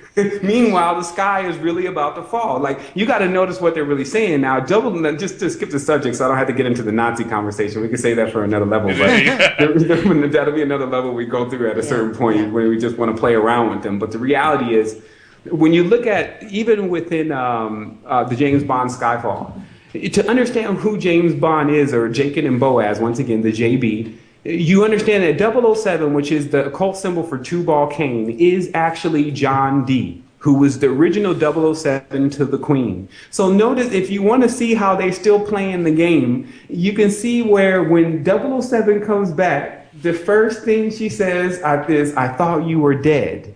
And he says, "I was." Now, this is that occult speak. People have to understand they're still deeply involved in the occult, especially under the new 7-pointed star that they've cooked up. So their James Bond, or their astral characters, are returning because the sky is falling, meaning that the ones that live in the sky are going to come back to Earth. You see, so it's like they keep spinning the same story over and over again. Like I said, you see the Red Bull guy jump out of the sky and land on Earth. And now bulls fly. I mean, the bull.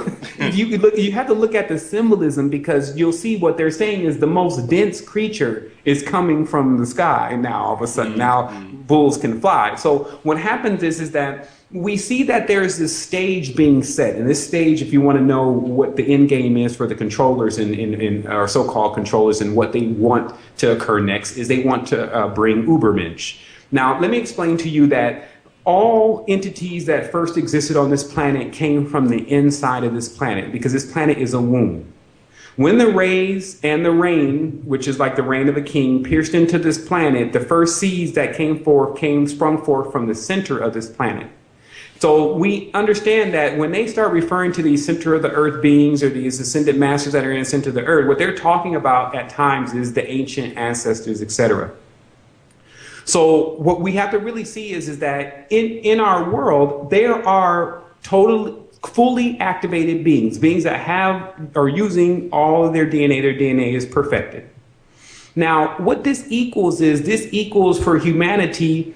If one of these beings or one of these basically parents, men and women, sometimes just like me and you, happen to display their power, which me and you also have, but it's not activated. If we don't even know we have that power, we can wander after them and start thinking that they're God. So this term in German is Ubermensch. Uber means witch in German. So Uber doesn't mean super. So Ubermensch means basically super witch. It means a person who has such a strong occult, or vril is Kundalini, by the way, power, that they can magnetize or hold other individuals' sway. Now, of course, we see this at a Rihanna concert, but we're talking about something at least 5 to 10 times stronger, where a person appears to be so magnetic and charismatic, and also being able to display a show of energy or a show of miracle. So this is also where it gets tricky, because now I've seen activated humans, and I myself have activated for 2 weeks. So we have this potential to activate, but because it's so scarce and so little information, people would assume that an activated individual is actually possibly the son of God, or basically the next thing that everyone's going to fall down and act like that's their leader. You're your leader. Yeah. But notice the play is going to continue. They're going to just keep trying to bring out more magnificent external things. Yeah. So we can direct the energy back into ourselves, especially by now there's a massive amount of information that's available on the internet. I touched into it a little bit today, but there are videos, especially the one that's mainly a source on the resistance right now. It's the spontaneous generation based on necessity from photons. Okay. This is the next level. This is where you spend your time at, is understanding how to transmute energies into everything that you need. There is a real way to do this by just understanding the principles of the body, the magnetic fields, etc. Now, this is not a field that someone can just go right away and tell you how to do everything in 10 minutes, even though I attempted to do that in the beginning of the conversation with biomagnetics. But this is something that if you just put a little bit of time in, then you will always be able to cure situations and things that occur not only within yourself, but also within the people around you. This definitely includes any type of physical ailment. Now, they were shrinking the tumors and eliminating cancer with the bioenergetics. Very easy. It wasn't a miracle story. It was even working better than Rice technology, this working with the magnetic field. But again, because there's so little work on it, when it needs to be really the focal point to a lot of things, then it's basically a new area that has a lot of ancient or older writing on, but we need to get back into now to understand it, because that's really what we're playing. We have magnetics, gravity, and light. And to understand, of course, light and water is to understand some of these geometric symbols. So that's what I mean by the truth. The truth is not a conversation about who's right and who's wrong and who won the last war when the Nagas was whooping up on the Aryans. This is not about that. This is about the core principles of what you need in order to navigate the entire universe. So these are the tools. So this is what I mean by truth. Like, some people think that the truth is the story. No, the truth is the dynamics to how the story functions. It's one more control point, because how the story functions is just a result. But who kicks the story into play is actually the originator of it. And so we move back into the state of originator, which is actually back into the state that we're supposed to be in, because now we've become basically reactive. We're waiting on the next thing to occur, Skyfall, gold men coming out of the sky being followed by their ruler, who's Cronus, before we actually activate multiple messiahs on these folks and check them about the situation in Gaza and snatch that star up out of their hands that they don't know how to use, that they consecrated to their God. See, but to be able to run that kind of gauntlet, this is also what the Olympics is trying to symbolize. To run a gauntlet, it means you actually go into, if you study the ancient teachings, into an actual war, but not necessarily a physical war. Like I said, the challenge could be to love against your body, which is known as the battlefield. They say the battlefield of Arunja. And your challenges or your opponents are the most seasoned, meaning that they're not just trying to put you in. Did you see folks from elementary school in the Olympics performing? No, you see the best of the best. So when you get ready to run the gauntlet of your chakras, talking about you want to leave Earth because you're now too big, you're ready to be birthed. Oh, okay. Well, let's let you run through the trials then, as they call it. Because if you notice, even when the baby is going through the mother's womb, which is actually synonymous with leaving the sun and coming through all the planets before you, or the 3 planets before you get here, this is very similar to how the baby comes through the birth canal and what area it's processing through and what organs it's going by before it comes out of the vesica or the woman's vagina. So do you see that there is this map of our bodies when the woman body is meshed with the man's body? That's the other thing. We're not talking about a map of man in the sky, like the Jews are trying to tell you. They're trying to tell you that the sun is a man. Come on. Any dynamo has a positive and a negative pole. Any dynamo, anything that can generate energy has to be what we call masculine and feminine. So the big play is not so much as putting a savior on a cross and making everyone believe that's God and then killing him. The big play is to even on the background slide say that the sun is a man. Like, all of this is where the incorrections come in at, and then that incorrection starts to infest us. That's how our DNA is getting broke, is because every time we look around and it comes time to identify something, we're not identifying it for what it really is. We're identifying it for what it's been, how it's been redefined to us. So that's why I was saying the keys to the languages teach you about certain principles that start to undo many of the misconceptions and the wrongs that have been taught to us over time. But they only can be broke by you actually experiencing it. Because just like a man can never tell you what it's like to go through child labor, a great deal of what spirituality really entails, a person cannot really explain it to you, that you have to actually go through it. When I first had my third eye awakened, there was nothing, nobody, or anything that I had ever read prepared me for that. It's a whole nother thing. Like, I even almost socked my homeboy about it because we were playing around with the DMT. I said, man, you should have told me about, what was going on. He said, man, I tried to. I told you, look at some of the Terrence McKenna stuff. But the ability already having a background in spirituality, when my third eye began to open, I knew exactly, I was only able then to confirm exactly what had been talked about and written about within the works. Yeah. So it's different. It's different then, and that's why they said, really, this Hermetic law, which is the knowledge of writing and reading, is not what has expanded humanity. They need to stop playing the game. When you teach someone how to write, it actually, our ancestors had immense memories. They didn't need to write anything down. That was their strength. Well, what happens is now you write something down, or whoever created language, talking about man could no longer remember. What do you mean we couldn't remember? Like, we pass a story to our children. That's how anyone needed to remember was going to be alive. So you see that there's lying in there. What they did was they broke up certain tribes and broke up certain knowledge. But the reality is that our memory is where a great deal of our power is, because the memory is magnetic.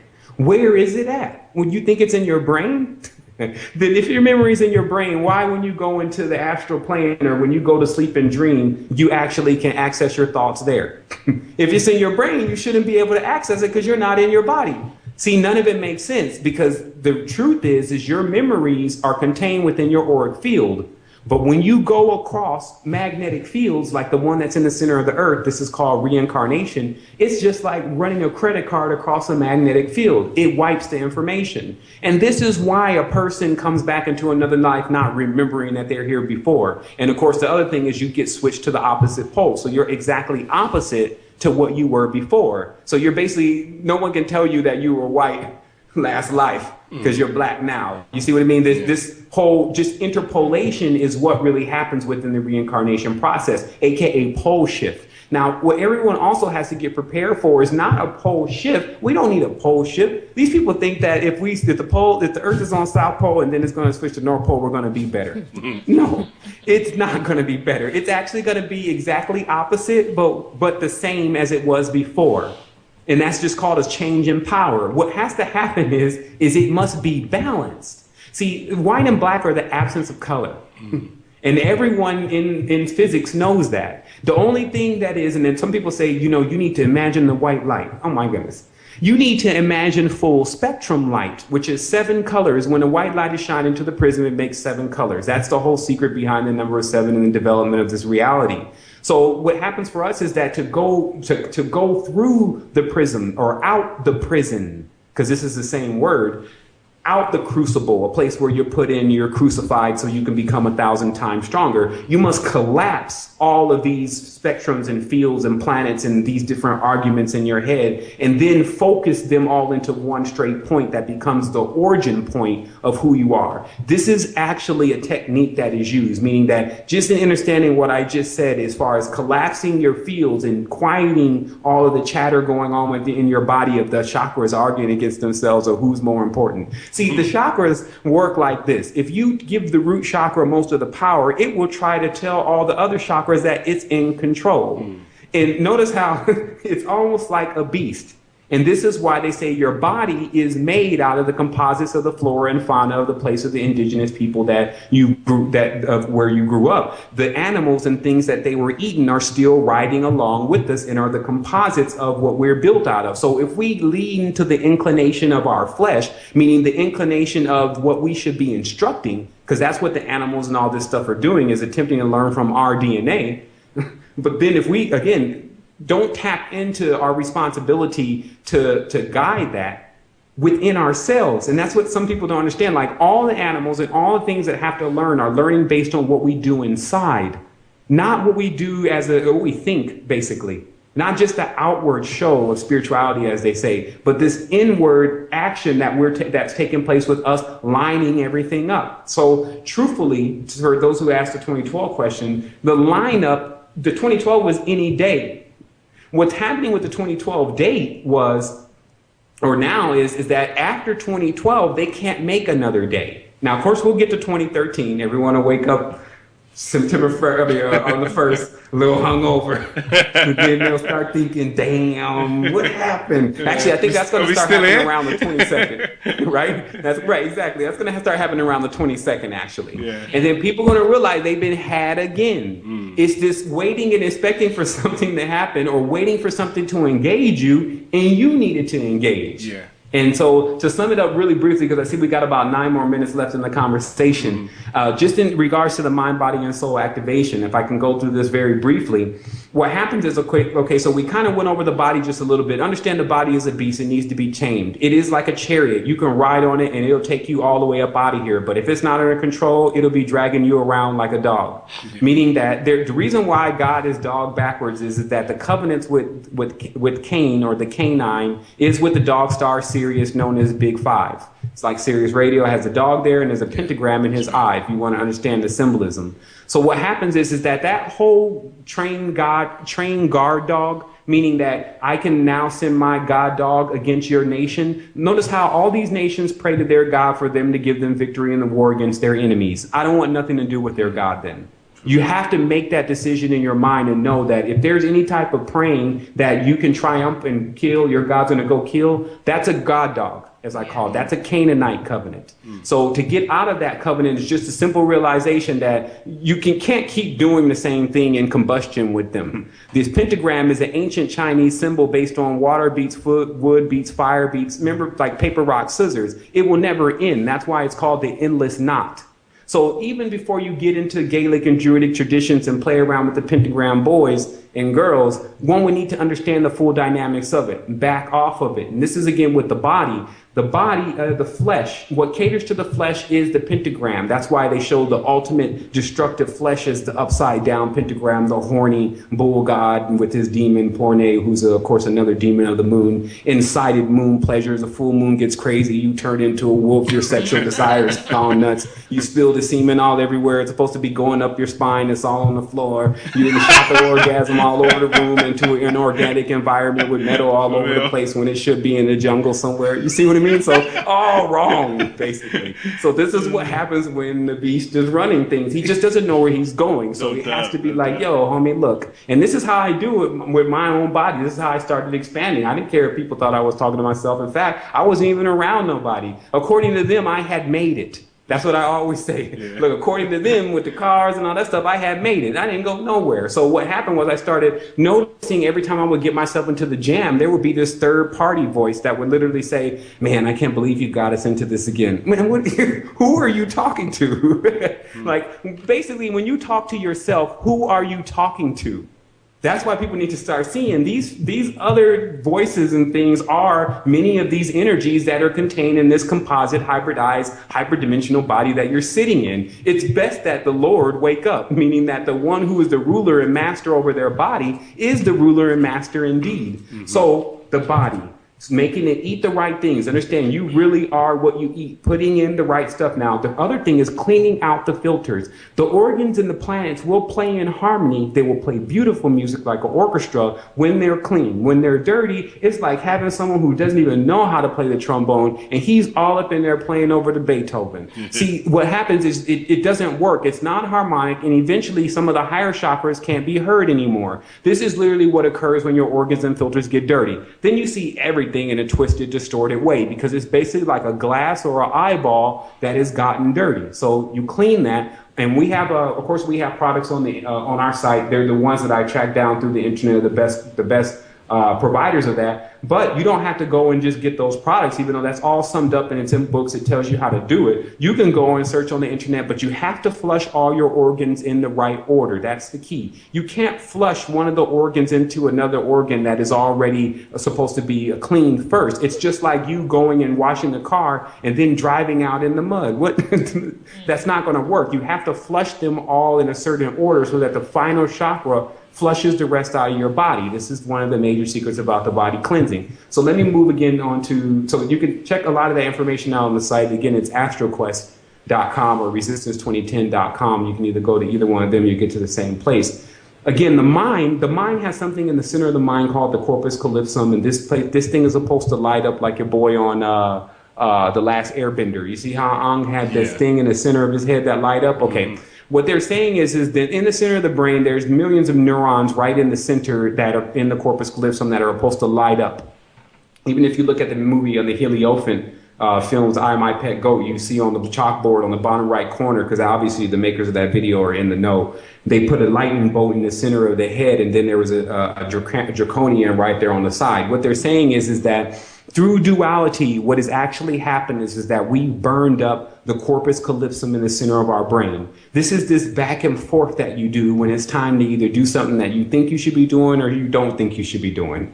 You notice how when you are asking yourself, should I go do that? And then you think back, I don't know if I want to do that. This is you jumping from one side of yourself to another. This is actually short-circuiting your brain. It's part of the duality. So you have to understand what the mind is. You should really put it to task. You should make it start ingesting diagrams and things of the knowledge, and don't let it wander off by itself because it doesn't know anything. So if it gets out there too far, it can start imagining stuff that's not true, and then it starts leading even the spirit and the body. And this is why you have to actually go at all of these as a separate component, because you'll start noticing how one, in trying to take the control, the mind, body, or soul, will start to govern it where the other ones go. Now, let me explain that. Most people think that the soul is this pure teddy bear.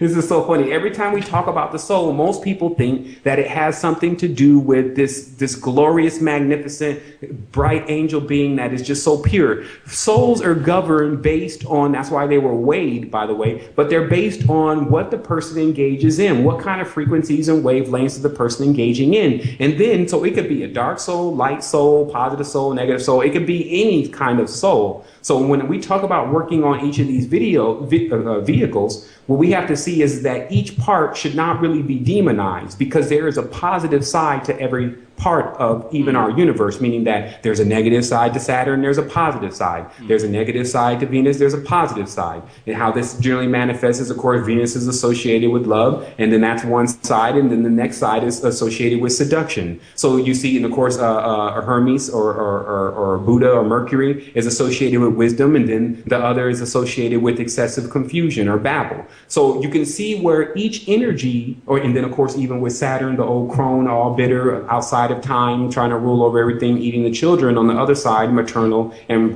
paternal principles, and even the seeds, as it's known as cedar, of many of the entities that are living here now, or their origin. So what happens is that if someone's only highlighting to you one dark side of the moon, then you need to see the other side to things, and that's actually what brings wholeness. Now, the trick on the word peace is only a piece. It's never going to be the whole thing. Peace is drawn as two fingers in the air. That's Deuce, Dios, the dual god, Two-Face, Janus. They give him the name. So if we deal with the dualistic side, then we'll be on a dual plane for a long time. A dual plane is a specific frequency. Now, Earth has a combined frequency, meaning that it doesn't mean you vanish. You'll still be here, but the harmonics in which you're able to enjoy, especially inside of your entire system, because it'll be playing in harmony, is magnificent. It basically is life begins then there. It's like once all the eyes open, then collapse themselves, seeing that, oh man, it's all us. Yeah. Then that's when this whole thing really begins. But I will tell you the truth. What else will we be doing in immortality? Meaning that some people still haven't got it yet. There was a point, and we're at 3 o'clock now on my time, so I'm going to close this down. But there was a point where, just like dolphins, we were conscious of everything that we did. Dolphin has to be conscious of every breath that it breathes. It actually has to make the thought to breathe. What happens is that when we get tired of doing that, meaning when we get tired of being at the control point, we can go into this slumber where we go into one of the lower states of our own selves. We should see our advent here as no different, meaning that we have this magnificent energy, but the magnificent energy has a magnificent responsibility. And it literally means you at every point basically tending this garden, planting and working in the nursery. And some people shy away from that and have shied away from that. But I think now those people are starting to see that that is what's most important. And that's what has the greatest potential. And you can also see that within America, because what they did was they brought all the foreign people in to do the jobs that they don't want to do, which is the farming. But this was because they were all farmers before. All the people that are in the United States that migrated there worked on farms. So it was really appealing to them to get other people to do the work of working on the farm. But then that became their downfall. Now they don't even know how to work anymore. That's right. You see what I mean? So every responsibility that we give to someone else, or every single thing that we don't work for on our own, is always going to end up becoming a problem to us. But what if you just worked with it from the control point? Meaning, understand the photons, understand the magnetics, and you're working with it at the control point. That's right. It's just an entry and an exit. Where are you going? What's going and what's coming? And to that gives you the space, that gives you the abilities. That's right. I think we're going to have another show on this one, that's for sure. No, I mean, no doubt. there's tons of things that we could be discussing and given to the masses what they can be doing as solutions. I think, yeah, if you can, Sevan, let's come back on the show at some point in the not too distant future. No, yeah, definitely. Sure. I mean, of course, you guys link up with me on this, and we'll be doing some. Like I said, there's a whole new way to roll this out, and even it's more entertaining just hearing me go on. But I definitely say that it's up from here. There's a lot of information. I do like to do things where we focus on one specific topic, and we jumped around a little bit. Like I said, it was like a smorgasbord. Yeah, man, it was good. It was good. It was a good introduction, anyway. Yeah, do you know what I'm saying? Definitely. All right. Yeah. Well, that's I hope it's just an introduction today, and then we can take it further on the next show and so forth. Discuss certain topics on how to actually heal the body, what products people can be using to actually heal the body, so they can activate the DNA. Yeah. For sure. Yeah. It's definitely all available for us. The knowledge is here. And you'll again find a lot of that on some of the recordings that are just related to the body and working on it and cleaning it out. Mm-hmm. Also, the whole body breathing, which is also one of the major keys to understand that our fuel is really free. And even as far as getting really high, you can do it on your own breath. You just have to really know how to put it in the right area. That's what's true. Yeah. Most def. Yeah, man. Thank you very much, Sevan. Yeah, seriously. That's some deep. We definitely need to have you back on the show. Yeah. I mean, I would love to come back on. No problem. Just let me know. And I know the girls have got loads and loads of questions for you, but I know, because I mean, even now, like, there are going to be things that they'd be like, "Wait a minute, I didn't even ask him at all about." I'm gonna start writing down all these questions for next time. No doubt. No, seriously. For real. Yeah, man. Okay. Well, I want to say wholeness to everyone, and thank you to all your listeners. I know a lot of our listeners tuned in, and also the guests. And again, thank you for broadcasting that wonderful frequency just that everyone's carrying with expansion over there in the UK. I found a lot of the people in the UK that are just the most wholesome in assisting with the situation. So that gives us a really deep idea of understanding that through all cultures, it's just we're rising up out of the mire or the material which is necessary. We have all the minerals that are necessary for great potential from many of these nations that we sprang up from. And I believe that that's also what the ultimate beginning game, some people like to look for the end game, but the beginning game is going to really be for all of us is now we get the work or the assignment that we need. So that's what's up. Yeah, no doubt. Yeah, thank you very much, Sevan. Okay, hold on. I don't even want to hang up, right? It's like, okay, I'll be calling you shortly anyway, still. So, we'll be having a little discussion anyway. Yeah, man. Okay. Nice one. Wholeness and balance, love and truth. And, yeah, man, from our cousin overseas. And we'll touch base again very soon, no doubt. Yeah, no. Yeah, thank you. It was lovely to meet you, Sevan. Definitely. You haven't met him in person yet, though. I know, but you know what I'm saying, man. It's 2012. It's 2012. I've met him. Sevan, can I just apologise because I have heard of you and I have seen you, have seen your work before, and I'm glad that I've come across you and I got the chance to speak to you, and I'll have plenty of questions next time round, and be ready to ready to answer them. Also, I'm planning on trying to break the Guinness Book of World Records, which is like 32 hours straight. But I mean, before then, we definitely should. If you get the questions amassed, I would definitely like to chomp through those questions and really get some nice recordings on just getting some of this stuff out, because we have the answers, but it's just not really compiled very well. So that's really what we're hoping to improve here in 2013. Most def. Yeah, man. Yeah. All right. Yeah, I'll be talking to you in a bit anyway, Sevan. Yeah. Yeah, we'll talk to you in a bit. Yeah, man. Sevan. Okay, fam. Thank you, Sevan. Bye. Respect. Bye. Bless. Wow. Yeah, man. So that was Sevan Bomar. Fantastic. Yeah, we have to close the show, unfortunately. Yeah, we do. But we've got S for the D in the studio waiting to come on, spin some hip hop. So yeah, stay tuned in. Stay tuned. Big up to Mr. Lee. Big up to all the listeners out there who are listening. Yeah, that was Sevan Bomar. So if you lot want to check him out and check out The Resistance, go on www.resistance2010.com. That's right. Check it out. There's some deep knowledge, some great information out there. And have a look into his book as well, The Code to the Matrix. The Code to the Matrix. I need to get reading. No doubt. Yeah, man. So that's it. That's it for this evening. Yeah. So bless you all. We'll see you all. Another great show, guys. Yes, another great show. Yeah, who we got on Sunday? In fact, we had some nice views. We got another heavyweight, haven't we? We got Lennon Honor in the studio. Well, not in the studio. Cross Atlantic. In the studio, Cross Atlantic again on Sunday. So tune in. Tune in, no doubt.